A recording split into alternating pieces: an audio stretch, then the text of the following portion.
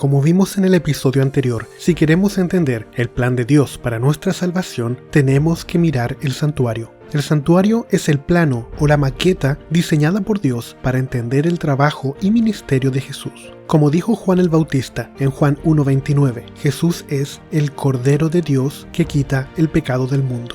En otras palabras, para comprender el trabajo y el ministerio de Jesús en la tierra, hay que ver la función que tiene el corderito que se sacrificaba en el santuario del Antiguo Testamento. Así, si los judíos hubieran entendido cuando Juan el Bautista les dijo que Jesús era el Cordero, no hubieran dejado pasar al Mesías.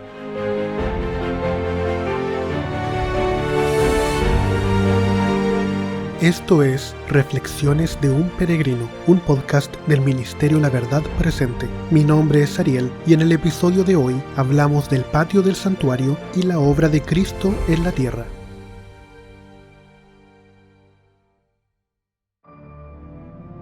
El santuario es más que una doctrina, es un lente o una llave para entender el trabajo y el ministerio de Jesucristo. Y en el Evangelio de Juan vemos que Juan Bautista utiliza el santuario como una llave para descifrar el rol de Cristo en la tierra. Es como que Juan Bautista está diciéndole a sus oyentes: ¿se acuerdan del Cordero del sacrificio del santuario? Bueno, ese es Jesús de Nazaret. Y como los judíos no utilizaron el santuario para entender la obra de Jesús, no vieron que en Cristo se cumplía la obra del Mesías. Hay que tener presente que los judíos sí creen en el santuario y lo consideran un asunto santo y delicado, pero ellos no utilizan el santuario como una herramienta para identificar al Mesías. Tanto en el tiempo de Cristo como siglos después han intentado entender la obra del Mesías a través de su cultura, de su política o cualquier otra cosa en vez de a través del santuario. Pero el santuario es la vía para entender la obra de Cristo y no hay otra. Hoy también podríamos estar errando en utilizar nuestra cultura o ideas filosóficas para explicar la obra de Cristo y su función en la tierra o en el cielo, en vez del lente que Dios mismo dejó para que lo entendiéramos. Y Dios nos invita a estudiar el santuario para entender lo que Cristo hizo, está haciendo y hará para nuestra salvación. Como vimos en podcasts anteriores, Cristo no solo es representado por el Cordero, sino también por el sumo sacerdote. Hebreos 8, versos del 1 al 5 dice: Ahora bien, el punto principal de lo que venimos diciendo es que tenemos tal sumo sacerdote, el cual se sentó a la diestra del trono de la majestad de los cielos, ministro del santuario y de aquel verdadero tabernáculo que levantó el Señor y no el hombre, porque todo sumo sacerdote está constituido para presentar ofrendas y sacrificios, por lo cual es necesario que también éste tenga algo que ofrecer. Así que, si estuviese sobre la tierra, ni siquiera sería sacerdote, habiendo aún sacerdotes que presentan las ofrendas según la ley, los cuales sirven a lo que es figura y sombra de las cosas celestiales, como se le advirtió a Moisés cuando iba a erigir el tabernáculo, diciéndole: mira, haz todas las cosas conforme al modelo que se te ha mostrado en el monte.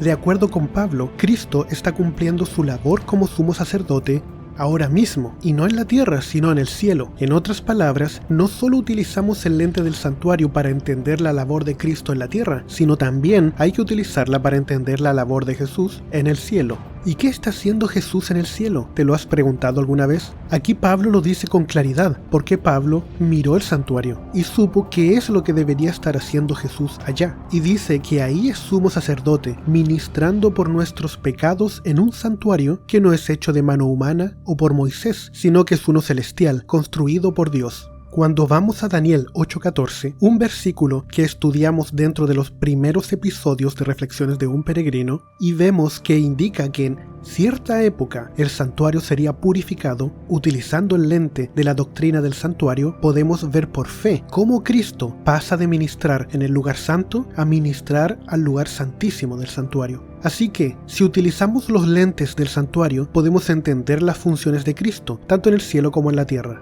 Dios quiso que nosotros supiéramos esto, por eso lo dejó claramente explicado en su palabra. Pero, ¿cuáles son los peligros de estudiar la obra de Cristo sin el marco de referencia del santuario? Los judíos hicieron eso y terminaron rechazando al Salvador. Nosotros podemos empezar a creerle a los predicadores, a los actuales doctores de la ley o a la cultura popular, y podemos interpretar mal la obra de Dios. Deja que sea el santuario el que te explique el plan de Dios para tu salvación. La estructura del santuario implica movimiento, porque hay que moverse de una habitación a otra para tener acceso a cada mueble. Tenemos que desplazarnos a través del edificio, desde la entrada al patio hasta la entrada al lugar santísimo. Recordemos, tal como vimos en el episodio anterior, que el santuario tiene un único acceso para todas las habitaciones y vimos que Cristo es el camino. Pensemos en Adán y Eva. Ellos, simbólicamente, ya estaban en el lugar santísimo, porque podían relacionarse con Dios cara a cara. Podían estar en la presencia de Dios, y Dios quiere llevarnos de nuevo desde el mundo del pecado, es decir, lo que está fuera del atrio o patio, y nos quiere llevar al interior del santuario para tener una relación con Él. Dios quiere traernos hacia adentro del santuario. Todo el santuario tiene por objetivo atraernos hacia Dios para restaurar nuestra relación con Él. La salvación consiste en restaurar la imagen de Dios en nosotros, traernos de vuelta a la perfección con que nuestros primeros padres fueron creados. Ese es el propósito divino, el que seamos redimidos. Y eso es lo que mucha gente en el mundo cristiano no entiende. La gente cree que todo el objetivo de Dios al venir al mundo a morir es acerca del perdón de nuestros pecados, pero no es así, es también la restauración, es llevarnos de vuelta al Edén, no al lugar, sino a restaurar la imagen de Dios en nosotros como la tenían Adán y Eva. Ese es el verdadero asunto del santuario, restaurarnos.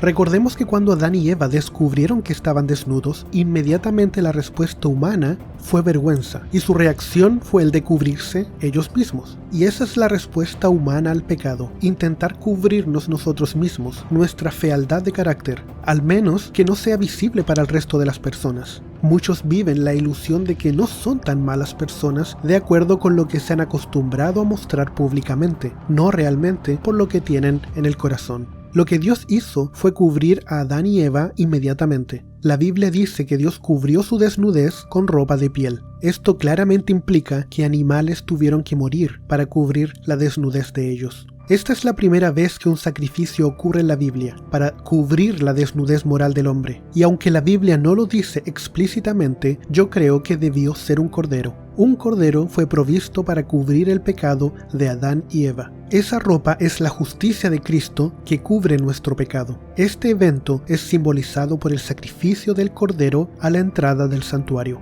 Génesis 3:24 dice: echó pues fuera al hombre, y puso al oriente del huerto de Edén querubines, y una espada encendida, que se revolvía por todos lados, para guardar el camino del árbol de la vida. Adán y Eva fueron dejados afuera del Edén, en el lado del este u oriente. Nota que el lado del este es exactamente donde está la entrada del santuario. Siempre el santuario se instalaba con la puerta al oriente o al este. Además, nota que este relato tiene dos elementos claves: el querubín y la espada encendida.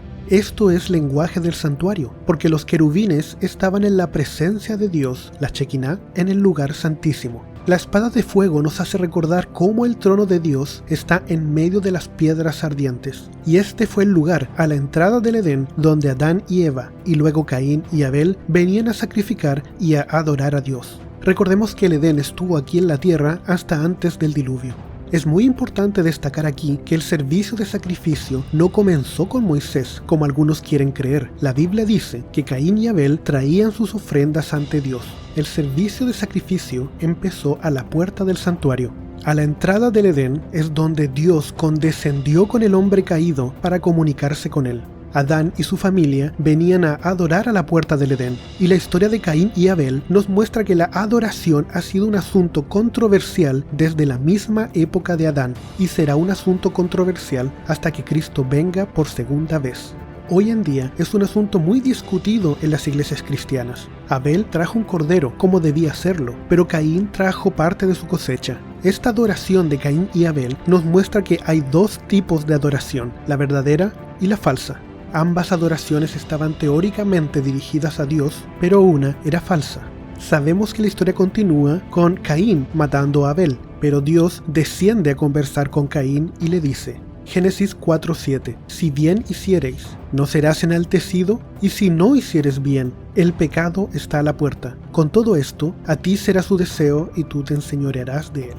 En el mundo teológico se ha aceptado la idea de que la palabra pecado en este versículo debe ser mejor traducida como ofrenda del pecado, de acuerdo al original hebreo. Y si leemos de nuevo el verso, corrigiendo esa traducción, el versículo cobra un nuevo significado. En otras palabras, si no haces el bien, hay un sacrificio que puedes ofrecer por el pecado a la puerta. ¿A la puerta de dónde? Del Edén. Pero recordemos también que el sacrificio se hacía a la entrada del santuario en el desierto. Así, cuando un hijo de Dios cometía un pecado, tenía la oportunidad de hacer un sacrificio a la entrada del santuario, en el patio. Así que aquí Dios está ofreciéndole redención a Abel.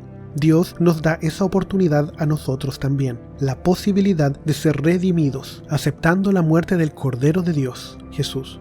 Isaías 61:10 dice: En gran manera me gozaré en Jehová, mi alma se alegrará en mi Dios, porque me vistió con vestiduras de salvación, me rodeó de manto de justicia, como a novio me atavió y como a novia adornada con sus joyas. Todos nosotros necesitamos ser cubiertos, porque estamos espiritualmente desnudos y necesitamos recubrirnos de la justicia de Jesús. Cuando Adán y Eva se encontraron desnudos, se cubrieron ellos mismos, pero Dios dijo que eso no era suficiente y Él proveyó una verdadera cobertura. Sabemos que las hojas de higuera se habrían marchitado más temprano que tarde. Sin embargo, la piel es un material mucho más confiable para vestir. Y en el patio del santuario experimentamos la justificación, es decir, ahí es donde se recibe la justicia de Cristo. Él es el único que nos puede ofrecer esa justicia, ya que en el patio del santuario es donde Jesús simbólicamente muere y así como Adán y Eva nos ofrece su vestidura, su justicia, para que nos cubramos. Este fue un episodio de Reflexiones de un Peregrino, un podcast del Ministerio La Verdad Presente. Puedes encontrar información de este ministerio en laverdadpresente.cl. Puedes encontrar todos nuestros episodios en la aplicación de podcast de iTunes y en Spotify. Recuerda, hay un poder en la fe y en la humilde obediencia que el mundo no puede resistir.